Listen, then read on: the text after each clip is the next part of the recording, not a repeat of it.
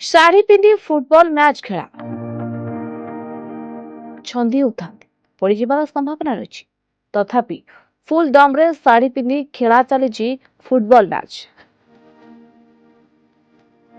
ଏପରି ନିଆରା ମ୍ୟାଚ୍ ଦେଖିବାକୁ ମିଳିଥିଲା ମଧ୍ୟପ୍ରଦେଶ ଗ୍ୱାଲିୟର ସହରରେ। ଗତ ସପ୍ତାହରେ ଗ୍ୱାଲିୟର ପୌର ନିଗମ ପକ୍ଷରୁ ଏକ ପ୍ରଦର୍ଶନୀ ଫୁଟବଲ ମ୍ୟାଚ୍ର ଆୟୋଜନ ହୋଇଥିଲା, ଯାହାର ଭିଡିଓ ଏବେ ଇଣ୍ଟରନେଟ୍ରେ ଖୁବ୍ ଭାଇରାଲ ହେଉଛି। କାରଣ ଫୁଟବଲ ହାଫ୍ ପ୍ୟାଣ୍ଟ ଓ ଗଞ୍ଜି ପିନ୍ଧି ଖେଳିଥାନ୍ତି, କିନ୍ତୁ ଏଠାରେ ମହିଳାମାନେ ଶାଢୀ ପିନ୍ଧି ଖେଳିଛନ୍ତି। ଏହା ଏକ ନିଆରା ଅନୁଭୂତି।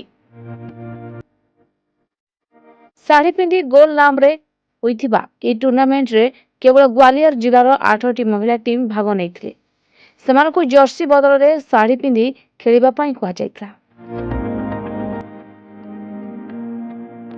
ଯେଉଁଥିରେ 20ରୁ 72 ବର୍ଷ ବୟସ୍କ ମହିଳାମାନେ ହିଁ ଭାଗ ନେଇ ଖେଳିପାରିବେ ବୋଲି ନିୟମ ଥିଲା। ଗତ ମାସ 24 ଓ 25 ତାରିଖରେ ଏହି ମ୍ୟାଚ୍ ହୋଇଥିଲା। ମହିଳାଙ୍କ ଦ୍ୱାରା ଖେଳାଯାଇଥିବା ପ୍ରତିଟି ମ୍ୟାଚ୍ ରୋମାଞ୍ଚକର ହୋଇଥିବା ବେଳେ ଏହାକୁ ଦର୍ଶକମାନେ ଭରପୁର ଉପଭୋଗ କରିଥିଲେ।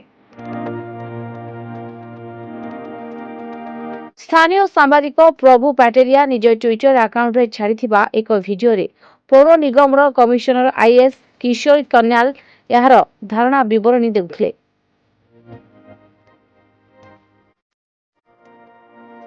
ଗୁରୁତ୍ୱପୂର୍ଣ୍ଣ ସଂଘର୍ଷପୂର୍ଣ୍ଣ ମ୍ୟାଚ୍ରେ ପୌର ନିଗମର କମିଶନରଙ୍କ ଧାରା ବିବରଣୀ ଓ ମହିଳାଙ୍କ ଶାଢ଼ୀ ପିନ୍ଧା ଖେଳ ସମସ୍ତଙ୍କୁ ଆମୋଦିତ କରିଥିଲା। ବିଶେଷ କରି ଶାଢ଼ୀ ପିନ୍ଧି ବଲ୍ ଛଡ଼ାଛଡ଼ି କରିବା ଦୃଶ୍ୟ ସମସ୍ତଙ୍କୁ ପସନ୍ଦ ଆସିଥିଲା। ଏହା ଏକ ବୟସ୍କ ମହିଳାମାନେ ସାଥୀ ଖେଳାଳିଙ୍କୁ କରୁଥିବା ଉତ୍ସାହିତ ଭିଡିଓ ଅଲଗା ପ୍ରକାର ଥିଲା। ଶାଢ଼ୀ ପିନ୍ଧି ନିଜ ଫିଟ୍ ରଖ ବାର୍ତ୍ତାରେ ଏହି ମ୍ୟାଚ୍ ଆୟୋଜିତ ହେଉଥିଲା। ଜିଲ୍ଲାସ୍ତରୀୟ ଏହି ମ୍ୟାଚ୍ ସଫଳ ହେବା ପରେ ଅନ୍ୟ ମହିଳା ସଂଗଠନ ଓ ଜିଲ୍ଲାବାସୀ ଏଥିପାଇଁ ଆଗ୍ରହ ପ୍ରକାଶ କରିଛନ୍ତି। ତେଣୁ ଆସନ୍ତା ବର୍ଷ ରାଜ୍ୟସ୍ତରୀୟ ଫୁଟବଲ ମ୍ୟାଚ୍ ହେବ ବୋଲି ସୂଚନା ମିଳିଛି। Reporters today.